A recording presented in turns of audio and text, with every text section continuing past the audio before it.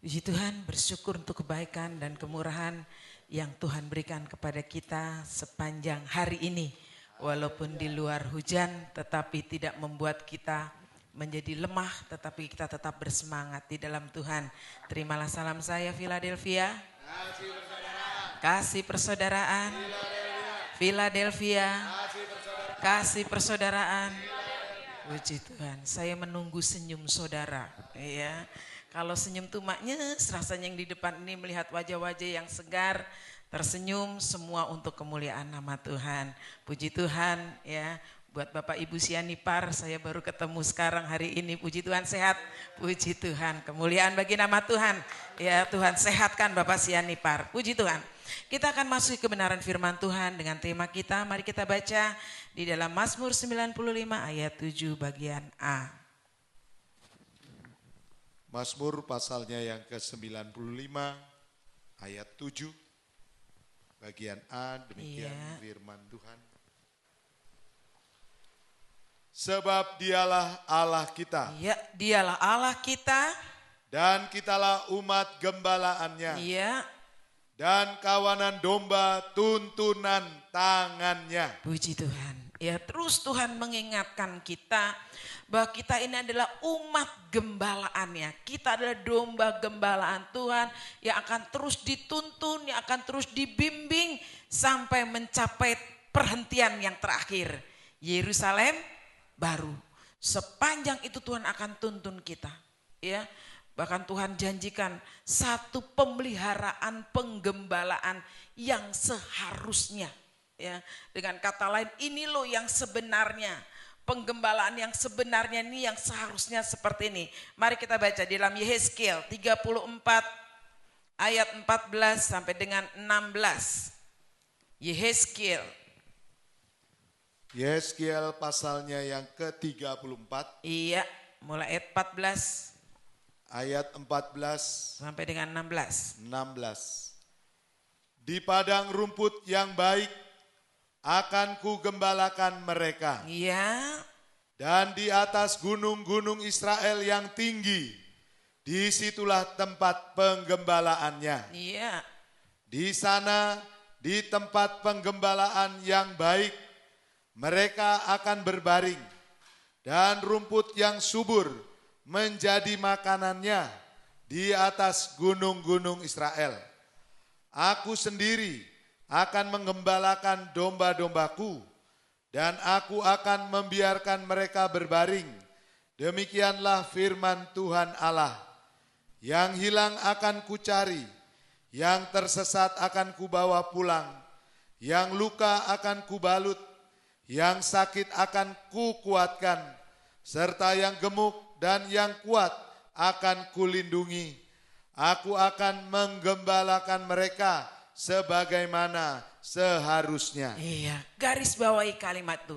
Aku akan menggembalakan mereka sebagaimana seharusnya. Ya, satu penekanan kata-kata firman Tuhan ini yang memberi jaminan kepada kita di dalam penggembalaan Tuhan tidak main-main.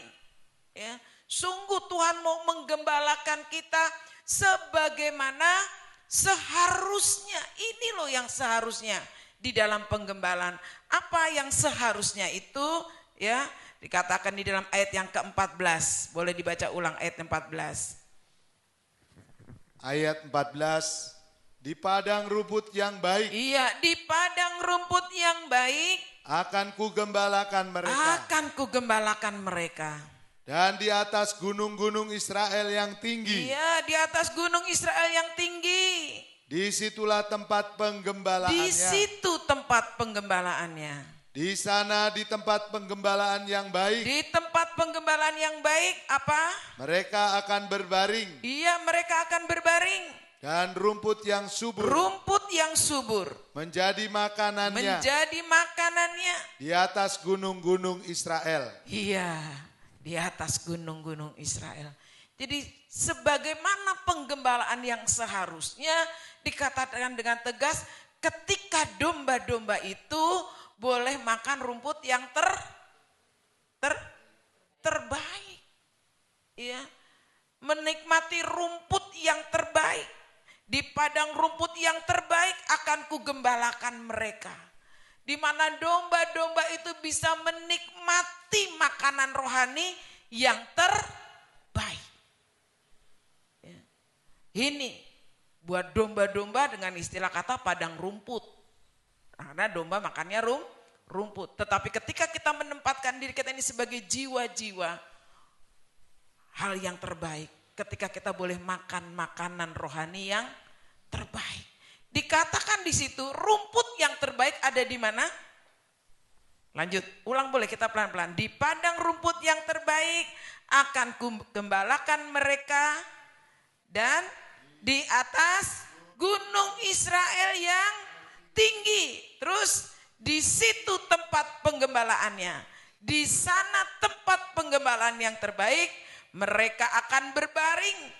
Dan rumput yang subur menjadi makanannya di atas gunung-gunung Israel.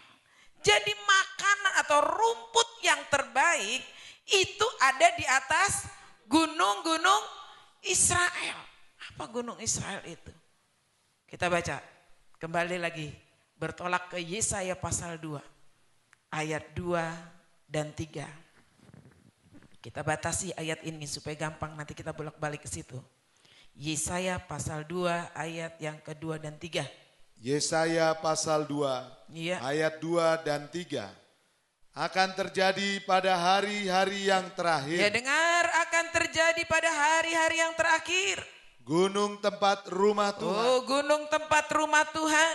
Akan berdiri tegak di hulu gunung-gunung. Akan berdiri tegak di hulu gunung-gunung. Dan menjulang tinggi terus di atas bukit-bukit. menjulang tinggi di atas bukit-bukit. Segala bangsa akan berduyun-duyun Oh, ke bangsa-bangsa nanti akan berduyun-duyun ke sana. Dan banyak suku bangsa akan pergi serta berkata. Semua suku bangsa akan pergi dan berkata. Mari kita naik ke gunung Tuhan. Mari kita naik kemana? Gunung Tuhan. Ke gunung Tuhan. Terus. Ke rumah Allah Yakub. Oh, itu di rumah Allah Yakub. Supaya ia mengajar kita tentang jalan-jalannya. Iya.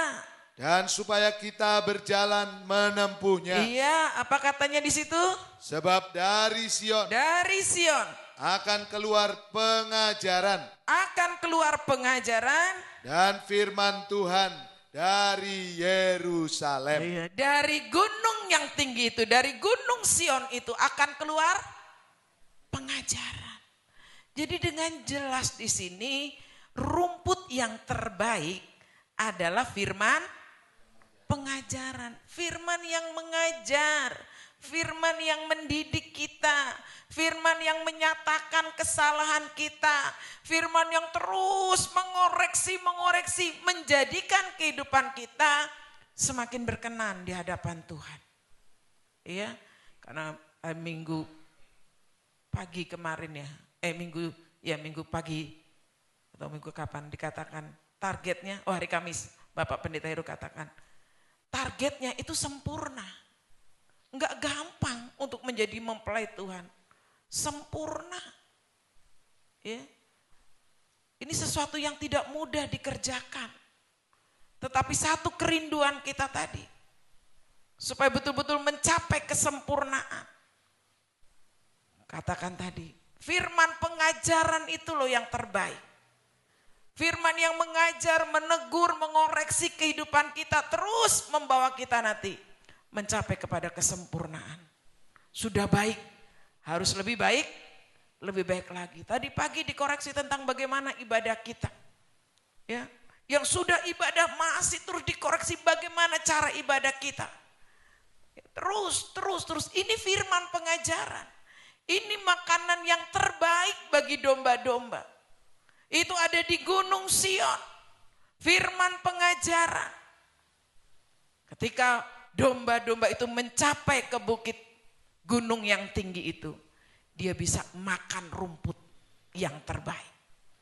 Dan ketika kita bisa naik ke Gunung Sion itu, kita bisa menikmati firman pengajaran. Tetapi bukan hal yang mudah sekali lagi untuk kita bisa menerima firman pengajaran. Untuk kita bisa memakan rumput yang terbaik itu enggak walaupun kita duduk di sini, hamba Tuhan menyampaikan firman pengajaran begitu terbuka, tetapi tidak semua jemaat bisa menikmati firman itu. Ada yang menikmati firman dengan tidur yang gak jadi nikmat kan? Walaupun disajikan, ini rumput, ayo domba-domba makan rumput. Tapi dia diem males-malesan, ya gak akan makan. Padahal itu rumput yang terbaik. Sama dengan halnya ketika kita mendengar firman pengajaran. Firman itu yang terbaik buat kita. Tetapi kalau kita tidak sungguh-sungguh, tidak mau sampai ke gunungnya Tuhan, kita nggak akan bisa menikmati firman pengajaran itu. Firman itu hanya lewat begitu saja. Bahkan mungkin hanya sebagai pengaguman aja. Wih, hebat loh pendeta Heru khotbahnya, luar biasa. Ya. Hebat loh ibu gembala, dibukakan rahasia firman. Cuma sampai di situ saja. Tetapi tidak bisa dinikmati betul. Seperti domba yang memakan rumput yang terbaik. Itu harus mencapai dulu Gunung Sion. Maka dikatakan bagaimana langkahnya. Untuk sampai ke Gunung Sion, kita baca ulang ayat yang ketiga tadi. Yesaya pasal 2 ayatnya yang ketiga. Iya. Dan banyak suku bangsa akan pergi serta berkata, mari kita naik ke gunung Tuhan, ke rumah Allah Yakub. Iya, cukup di situ dulu. Ya. Langkah pertama untuk kita boleh mendapatkan rumput yang terbaik di Gunung Sion itu, firman pengajaran itu kita dapat. Yang pertama dikatakan, mari kita naik. Ini langkah awal. Selama kita tidak mau naik rohani kita, selama kita tidak mau meningkatkan kerohanian kita nggak akan mendapatkan rumput yang terbaik. Ya. Diingatkan tadi pagi, ibadahnya naik meningkat. Pelayanannya naik, bukan turun. Ketika orang mulai pelayanannya turun, ibadahnya turun, itu pasti. Firman Tuhan tadi pagi ya katakan. Rohaninya juga pasti turun. Ya. Karena bagaimana Israel itu, Tuhan memperjuangkan Israel untuk keluar dari Mesir cuma satu tujuannya. Supaya ibadah. Dan bagaimana upaya Tuhan untuk supaya Israel itu tidak kembali ke Mesir. Diputar 40 tahun lamanya. Supaya tidak ingat Mesir, tidak keluar lagi. Tidak kembali ke Mesir lagi. Menyembah Allah-Allah Mesir. Tapi menyembah Allah Israel. Dan itu bukan sesuatu yang gampang. Itu betul-betul memerlukan satu proses. Maka Tuhan katakan yang mau mendapatkan rumput yang hijau di gunung tinggi, gunung Allah, dia harus mau naik. Mari kita naik. Tingkatkan ibadah kita. Tingkatkan pelayanan kita. Bukan turun. Yang akhirnya nanti kembali kepada kehidupan Mesir. Tetapi naik. Ya, dikatakan mau bertumbuh di dalam Tuhan. Di dalam Efesus kita baca. Efesus pasal 4 ayat 15-16. Ya. Efesus pasalnya yang keempat. Ayatnya yang ke-15 dan 16. Tetapi dengan teguh berpegang kepada kebenaran. Iya. Di dalam kasih kita bertumbuh. Di dalam segala hal ke arah Dia. Bertumbuh dalam segala hal ke arah Dia. Kristus yang adalah kepala. Iya. Daripadanya lah seluruh tubuh yang rapi tersusun dan diikat menjadi satu oleh pelayanan semua bagiannya. Iya. Sesuai dengan kadar pekerjaan tiap-tiap anggota, menerima pertumbuhannya dan membangun dirinya dalam kasih. Menerima pertumbuhannya dan membangun dirinya di dalam kasih. Ya. mau naik. Enggak tuh, turun. Rumput yang terbaik itu bisa dinikmati kalau kita mau naik ke gunung tinggi. Firman pengajaran itu bisa kita nikmati, bisa kita terima sepenuhnya ketika kehidupan kita ini mau naik, mau bertumbuh. Saya rindu bertumbuh ke arah Kristus. Ya, bertambah-tambah setia, bertambah-tambah taat, bertambah-tambah di dalam pelayanan, bertambah-tambah di dalam ibadah. Bukan berkurang-kurang, tapi naik. Karena sasarannya itu kesempurnaan. Ibrani pasal yang ke-12 ayat 1 dan 2. Ibrani pasal 12 ayat 1 dan 2. Iya. Karena kita Ya. mempunyai banyak saksi, Ya. bagaikan awan yang mengelilingi kita. Marilah kita menanggalkan semua beban Ya. dan dosa yang begitu merintangi kita, dan berlomba dengan tekun dalam perlombaan yang diwajibkan bagi kita. Ya.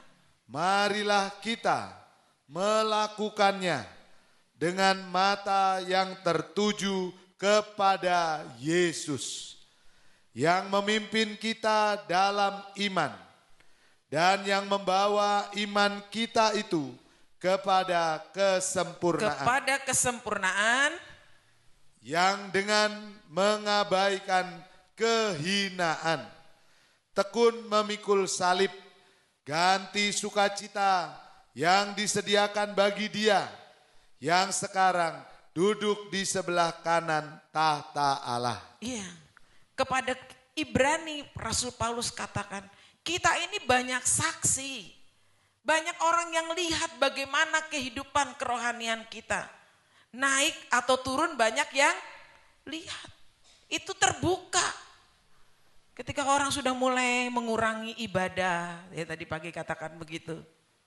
Saya tinggal melanjutin tadi pagi aja, karena berkat itu juga buat saya. Terkoreksi juga, ya Tuhan. Saya juga rindu terus semakin meningkat. Tadi seperti yang disaksikan pemimpin puji-pujian. Tapi terkadang ada hal yang harus dikerjakan sehingga harus mengurangi waktu ibadah.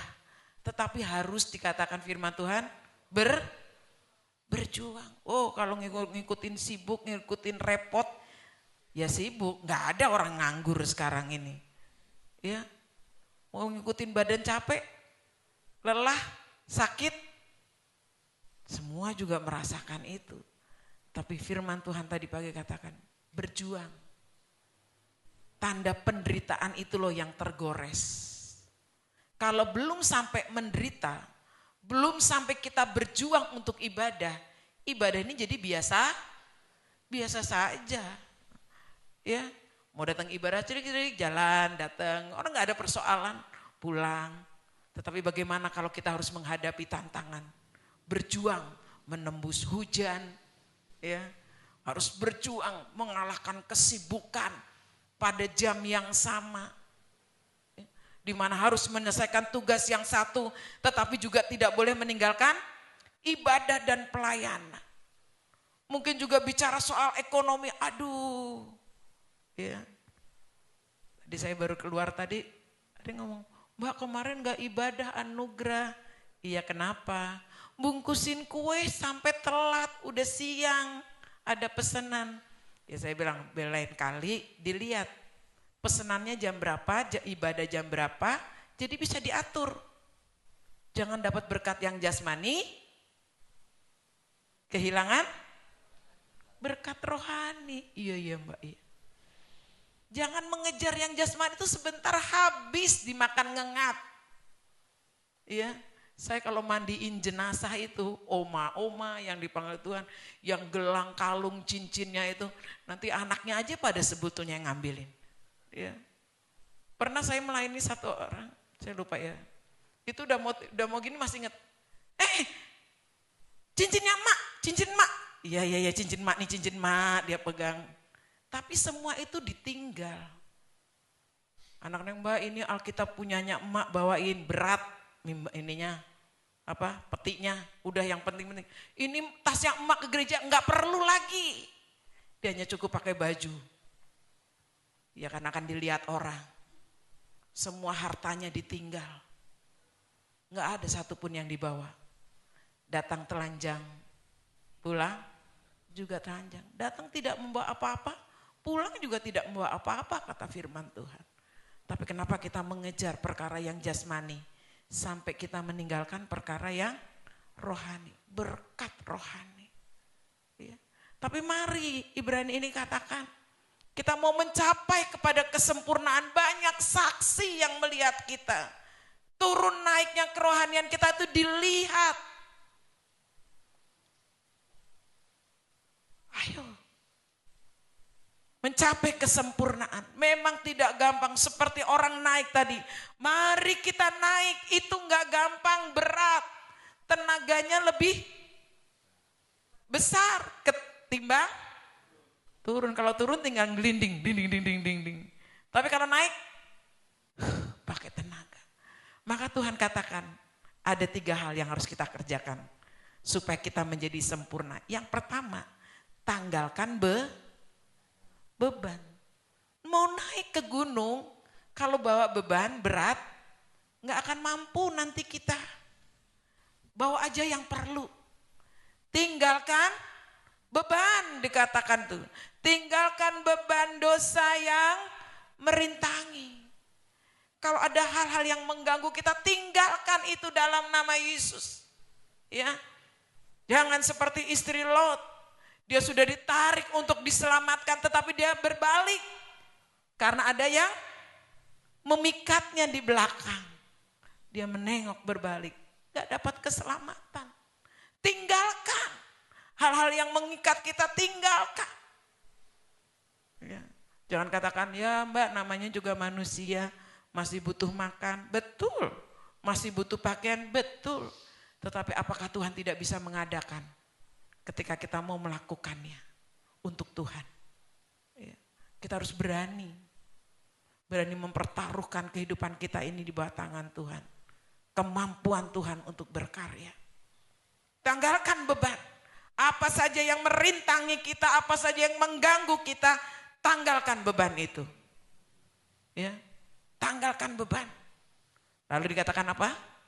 Tanggalkan beban yang merintangi, beban dosa yang begitu merintangi kita, dan berlomba dengan tekun dalam perlombaan yang diwajibkan.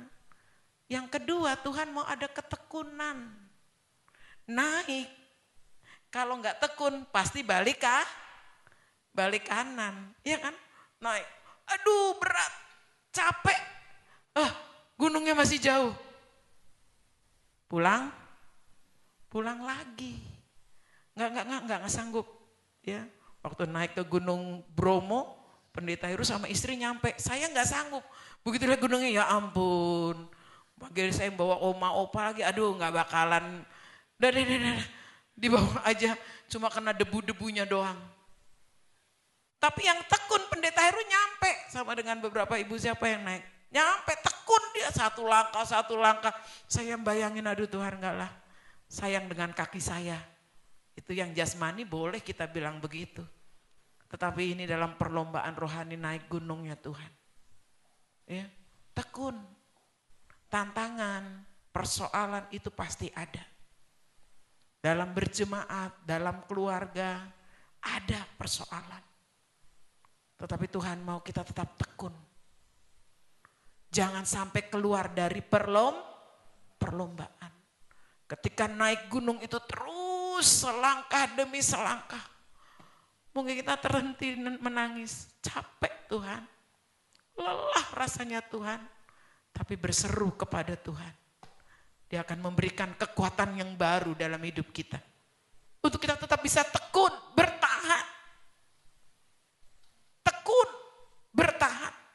Tidak undur. Tadi pembacaan kita tadi hari ini. Orang yang undur itu tidak diperkenan Tuhan. Tapi firman Tuhan katakan kita ini bukan orang-orang yang mundur.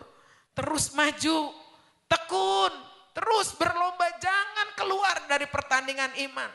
Jangan keluar dari perlombaan iman. Jangan keluar dari ketaatan kita kepada firman. Jangan keluar dari pelayanan. Jadi komitmen pelayanan itu dalam hidup kita. Saya melayani, apapun yang terjadi, ya harus melayani. Jangan melayani suka-suka. Lihat situasi dan kondisinya. Suka melayani ya melayani. Lagi ada mood pelayanan ya pelayanan. Wah lagi gak mood nih kayaknya. Wah lagi banyak masalah. Ya. Firman Tuhan tadi pagi juga ingatkan. Apapun masalah hidupmu. Jangan sampai kita kendor ibadah kita. Jangan sampai kendor pelayanan kita. Tetap, dan siang hari ini saya katakan, tetap dalam perlombaan iman. Jangan keluar, apapun yang terjadi. Ya, kalaupun harus mati, tapi mati di dalam Tuhan. Amin. Kalaupun harus mati, mati di dalam Tuhan. Kalaupun itu Tuhan izinkan, enggak apa-apa. Tapi toh itu di dalam Tuhan. Seperti katanya Bapak Ahok. Mati bagi hidup bagi Kristus, mati keuntungan. Enggak takut mati saya. Itu Pak Ahok loh yang belum dengar firman, belum dengar firman pengajaran dia. Tapi dia punya iman yang begitu kuat. Karena dia berbekal ini. Ya. Jangan sampai keluar dari perlombaan iman. Tekun, dibutuhkan ketekunan, kesetiaan di sini. Ya, tekun tuh identik sama kesetiaan. Maka tetap bertahan, naik, terus naik. Lalu yang ketiga, ya, apa tadi katakan? Berlomba dengan tekun dalam perlombaan yang diwajibkan. Terus yang ketiga, marilah kita melakukannya dengan mata yang tertuju kepada, nah ini penting, yang ketiga, lakukan itu dengan mata yang tertuju kepada Yesus. Bukan kepada manusia, sekalipun itu gembala, sekalipun itu pendeta, sekalipun itu jemaat teman-teman kita. Enggak. Tetapi perlombaan kita arahkan pandangan kita kepada Yesus. Ya, kita tidak akan jadi lemah kalau melihat Yesus. Kalau melihat manusia bisa jadi lemah. Karena pada dasarnya kita hanya lihat kekurangannya. Ya, wah dia mah gak layak. Dia gak pantas jadi ini, oh dia gak pantas jadi itu. Kalau lihat manusia, kita jadi lemah. Tetapi Tuhan ajarkan kepada kita naik ke Gunung Sion. Naik. Mau mencapai kesempurnaan itu, jangan pandang manusia. Tapi lihatlah Yesus, mata yang tertuju kepada Yesus. Korbannya telah menyelamatkan kita. Bukan dengan emas dan perak dia menebus kita. Tetapi dengan darahnya sendiri. Tanda salib Kristus itulah yang membawa kita kepada keselamatan. Kalau kita tahu ini, kita gak akan jadi lemah Bapak Ibu Saudara. Ketika dikatakan mari kita naik ke Gunung Sion. Mari. Kita bisa katakan gitu, amin. Mari naik ke Gunung Sion. Mari. Mari naik ke Gunung Sion. Mari. Mari naik ke Gunung Sion. Mari. Ayo naik. Ya. Kita bergandengan tangan. Saling mendoakan. Saling menguatkan. Dan saling mengingatkan. Ini penting. Ya, keselamatan kita tidak hanya tanggung jawab untuk diri kita sendiri. Tetapi kita juga Tuhan taruh tanggung jawab keselamatan untuk suami bagi istri. Bagi suami keselamatan untuk istri. Keselamatan untuk anak-anak bagi orang tua. Dan bagi anak-anak engkau pun bertanggung jawab untuk keselamatan orang tuamu. Ingatkan, jangan takut, jangan ragu-ragu. Yehezkiel pasal 7 katakan, kalau kamu tidak mau mengingatkan, darahnya akan menuntut kepadamu. Tetapi kalau kamu sudah mengingatkan, tetapi dia tetap tidak mau kembali dan bertobat, itu urusannya dengan Tuhan. tetapi darahnya tidak bisa menuntut. Tetapi sebaliknya, kalau engkau mengingatkan dan dia berbalik, dia akan diselamatkan. Jadi tanggung jawab keselamatan itu bukan untuk diri kita sendiri, tapi kita punya tanggung jawab untuk orang-orang yang kita kasihi. Maka kita harus berkatakan, mari naik. Amin. Mari naik ke gunung Tuhan. Mari tingkatkan lagi ibadah. Mari kembali lagi melayani. Tapi yang diingatkan jangan marah. Ya. Kadang-kadang yang diingatkan lebih galak daripada yang mengingatkan. Galak. Ya. Jadi takut mau negurnya, Mbak. Baru 1 kata Mbak saya ngomong, 10 kata dia bilang. Ya, sebelum ngomong kita berdoa dulu. Minta urapan Tuhan supaya setiap tutur kata diterima. Tapi ini, ya, mari sama-sama saling mendoakan, saling menguatkan, saling mengingatkan. Kita sama-sama naik ke gunung Tuhan. Lalu yang kedua, kembali ke Yesaya. Kedua, bagaimana kita bisa menikmati rumput yang hijau yang ada di gunung Tuhan itu, menerima firman pengajaran yang ada di gunung Sion itu, ya. Yang kedua tadi, boleh baca ayat yang ketiga? Yesaya pasal yang kedua ayat yang ketiga. Dan banyak suku bangsa akan pergi serta berkata, mari kita naik ke gunung Tuhan. Iya, mari kita naik ke gunung Tuhan. Ini yang pertama. Ke rumah Allah Yakub. Iya, terus. Supaya ia mengajar kita tentang jalan-jalannya. Cukup dulu di situ. Yang kedua, mau diajar. Marilah kita apa tadi? Yang kedua?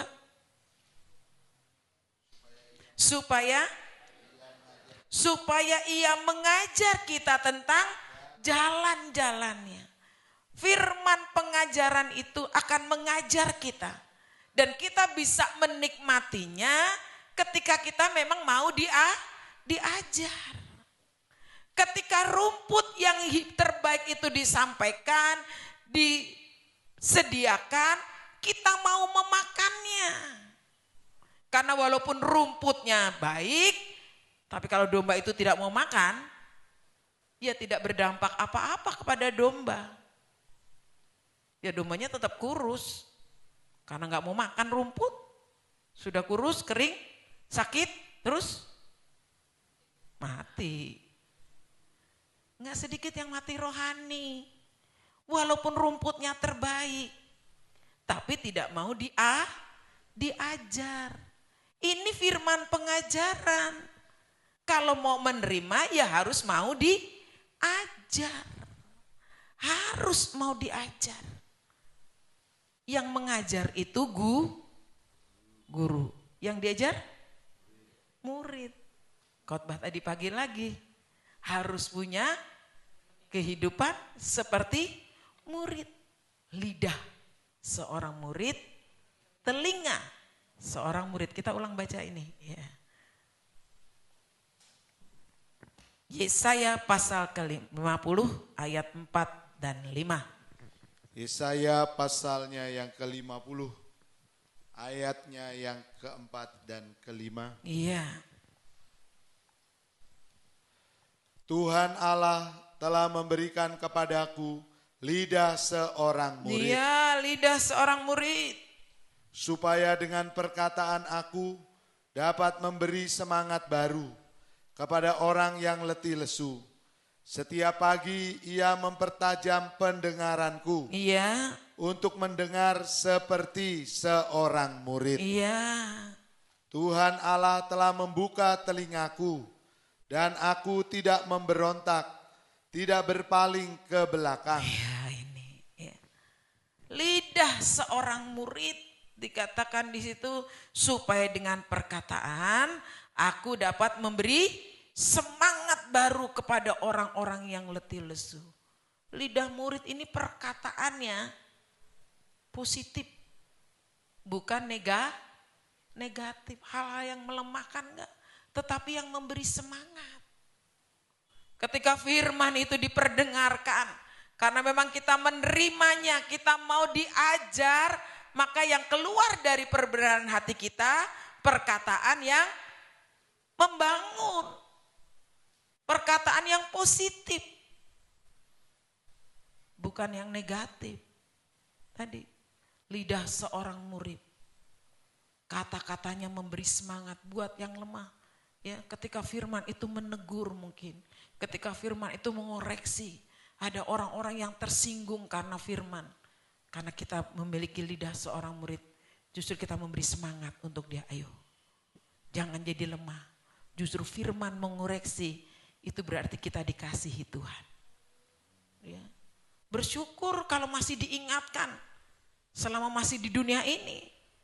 Enggak terlambat kita kalau kita mau berbalik dan bertobat. Ya. Mau diajar. Seperti lidahnya murid. Tidak justru dengan kata-kata. Keluar perbantahan. Ya. Menolak kebenaran firman. Yohanes katakan firman itu bersama-sama dengan Allah. Dan firman itu adalah Allah. Kalau menolak firman berarti menolak Allah. Urusannya sama Allah. Ya, jadi ketika firman diperdengarkan, lidah kita ini lidah murid, jangan buru-buru. Maka di dalam Ibrani ya, cepat mendengar, lambat untuk berkata-kata. Jangan buru-buru nyeplos. Lidahnya tidak terkontrol. Ungkapan-ungkapan negatif. Tapi belajar, terima lidah seorang murid. Ya Tuhan, saya dikoreksi. Saya terima firman-Mu. Saya mau berubah Tuhan. Amin. Memberi semangat. Hai jiwaku, dengar itu khotbah tadi pagi. Ya, pemimpin puji-pujian tadi katakan. Saya terkoreksi firman Tuhan. Saya mau belajar berjuang. Saya juga. Karena jangan sampai yang lain berjuang malah saya enggak berjuang. Saya juga mau berjuang. Ya, bagaimana perjuangan, usaha untuk tetap bisa ibadah. Dicanangkan tadi, yang sudah sekali ibadah 2 kali. Yang sudah 2 kali 3 kali. Yang ibadah 3 kali tambah ada ibadah Selasa, ibadah Rabu, Bible study Kamis. Oh, gereja melulu, emang gereja bisa kasih makan? Tuhan yang kasih makan kita, amin. Persembahannya banyak dong, nanti kita lihat. Persembahan melulu dong. Nanti kita lihat, kalau dia makan rumput yang terbaik, gak jadi masalah persembahan itu. Tapi kalau memang gak ada, gak usah persembahan. Karena tidak dilarang juga untuk tidak memberi persembahan. Belum bisa memberi persembahan, gak mungkin diusir. Ya, tapi yang penting ibadah. Nanti akan lihat, kalau sudah makan rumput yang terbaik, maka langkah yang kedua ini harus kita kerjakan dulu. Mau diajar, mau makan rumput yang terbaik itu, mau diajar. Dan perlu memiliki kehidupan seorang murid. Lidahnya lidah murid. Terus apa? Telinganya? Telinga murid. Telinga yang mau mendengar, tidak memberontak. Kalau dikoreksi firman ya katakan amin. Terima kasih itu buat saya Tuhan. Jangan berontak. Semakin berontak, semakin kita dikerjakan terus. Firman Tuhan katakan, bagaimana aku bisa menjauhi roh-Mu Tuhan? Roh Tuhan itu terus mengejar. Ya, terus mengejar kemana kita. Sebelum kita menyadari akan terus dikejar. Karena itu bukti Tuhan mengasihi kita. Ya, gak mau dengar khotbah pagi, ntar siang juga disampaikan.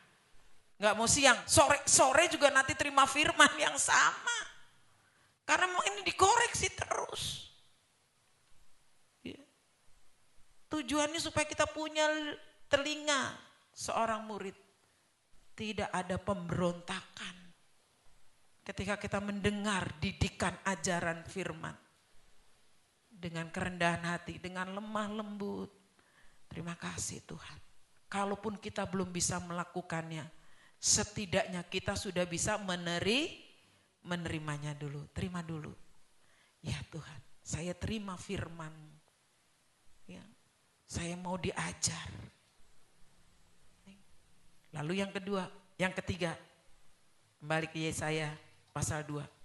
Mau naik ke gunung Tuhan, tadi yang pertama tadi mari naik dulu. Yang kedua mau terima pengajarannya.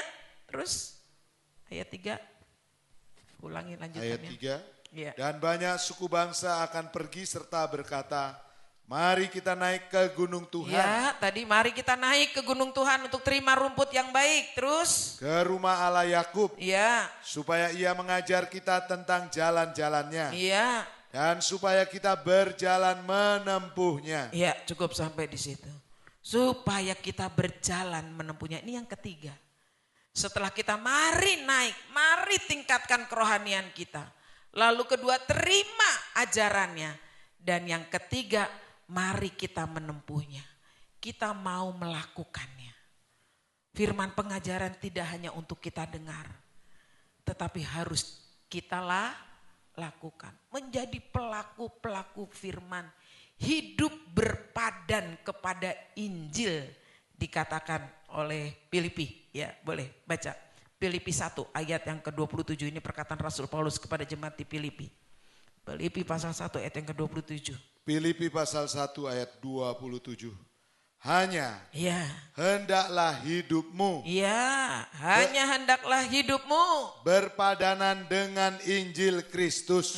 Berpadan dengan Injil Kristus. Terus Supaya apabila aku datang, Iya. aku melihat. iya, Dan apabila aku tidak datang, aku mendengar. iya, Bahwa kamu teguh berdiri dalam satu roh dan sehati sejiwa, berjuang untuk iman yang timbul dari berita Injil. iya. Yang ketiga dikatakan, mari kita menempuhnya firman ajaran itu. Mari kita melakukan firman pengajaran itu. Bagaimana kehidupan kita ini berpadan kepada Injil. Injil itu, firman pengajaran itu betul-betul hidup di dalam kehidupan kita. Ya, jadi firman itu tidak di luar, tetapi betul-betul ada dalam hidup kita. Sehingga Rasul Paulus tadi katakan, ketika aku datang, aku melihat. Oh iya benar, dia datang. Betul dia masih setia. Betul dia masih ibadah. Betul dia masih melayani. Ketika aku tidak datang, kata Rasul Paulus, aku masih mendengar. Mungkin ibu gembala tidak hadir karena tugas, karena ada pelayanan atau terima firman pengajaran. Tetapi tetap mendengar. Oh iya, dia tetap melayani. Oh iya, dia tetap ibadah.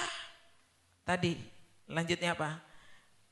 Bahwa kamu teguh berdiri dalam satu roh dan sehati, sejiwa, apa? Berjuang untuk iman yang timbul dari berita Injil. Ya. Jadi tetap mau berjuang. Ya, jangan seperti kapal selam, Kristen kapal selam. Wah, ini benar-benar pergumulan jemaat yang kapal selam. Kalau Natal muncul, selesai Natal tenggelam. Nanti mau Paskah muncul lagi. Selesai Paskah tenggelam lagi. Kalau pas muncul Tuhan datang masih kelihatan.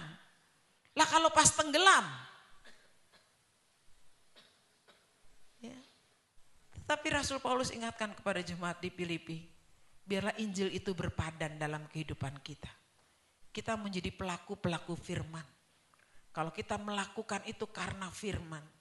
Rasul Paulus katakan, kalau aku datang aku akan melihat. Si A, si B, si C, si D, semua dalam keadaan pelayanan sungguh-sungguh. Masih ibadah sungguh-sungguh, kelihatan.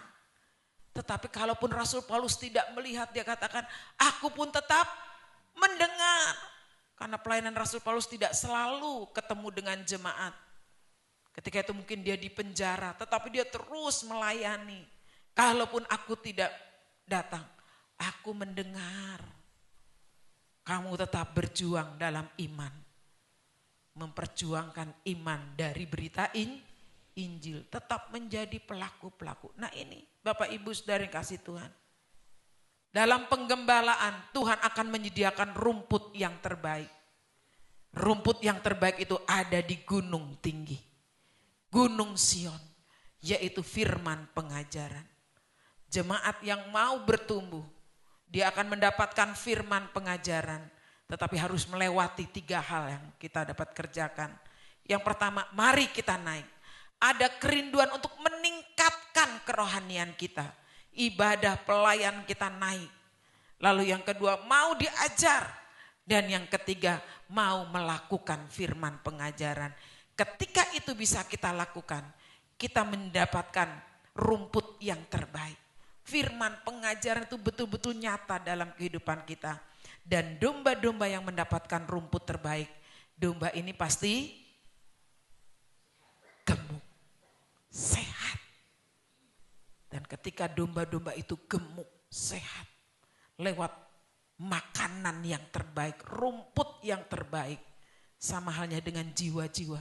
Kalau kita sudah menerima firman yang terbaik, yang mengajar kita, mendewasakan kerohanian kita, kita siap menjadi domba-domba persembahan tanpa diminta. Kita baca Yehezkiel pasal yang ke-36 ayat 38 bagian A saja. Yehezkiel pasal 36 ayat 38 bagian A saja. Seperti domba-domba persembahan kudus. Cukup. Iya, seperti domba-domba persembahan kudus. Domba-domba persembahan kudus. Domba-domba yang memang dipersiapkan untuk dijadikan persembahan. Maka dikatakan sekalipun aku bagaikan domba sembelihan. Ya. Dijadikan domba sembelihan, aku tetap berkemenangan. Ayat terakhir Roma pasal 8. Ayat 36, 37. Roma pasal 8 ayat 36 dan 37. Iya. Seperti ada tertulis. Iya, seperti ada tertulis. Oleh karena engkau. Iya. Oleh karena Tuhan, terus. Kami ada dalam bahaya maut sekalipun ada dalam bahaya maut sekalipun. Kami telah dianggap sebagai domba-domba sembelihan. Seperti domba-domba sembelihan. Apa katakan? Tetapi dalam semuanya itu. Tetapi dalam semuanya itu. Kita lebih daripada orang-orang yang menang. Kita lebih daripada orang-orang yang menang. Oleh Dia. Oleh Dia. Yang telah mengasihi kita. Yang telah mengasihi kita. Ketika domba itu makan rumput yang terbaik. Domba itu akan gemuk. Domba itu akan segar. Kerohanian menjadi gemuk. Kerohani kita menjadi segar. Sehingga ketika pun kita dijadikan domba sembelihan. Kita tetap katakan aku berkemenangan. Ya. Tetap berkemenangan. Tetapi dalam semuanya itu kita adalah lebih daripada orang-orang menang. Oleh Dia yang mengasihi kita. Jadi betapa pentingnya domba-domba ini bisa makan rumput yang terbaik. Dan di dalam penggembalaan yang benar, gembala yang baik akan menyediakan rumput yang terbaik itu. Tetapi mari langkah kita untuk mau naik kerohanian kita, mau diajar dan mau berjalan menempuh sesuai dengan firman yang mengajar kita. Kita bangkit berdiri. Terima kasih Tuhan Yesus. Setiap kebenaran firman, kita akan angkat pujian. Lembutkan hatiku untuk menerima.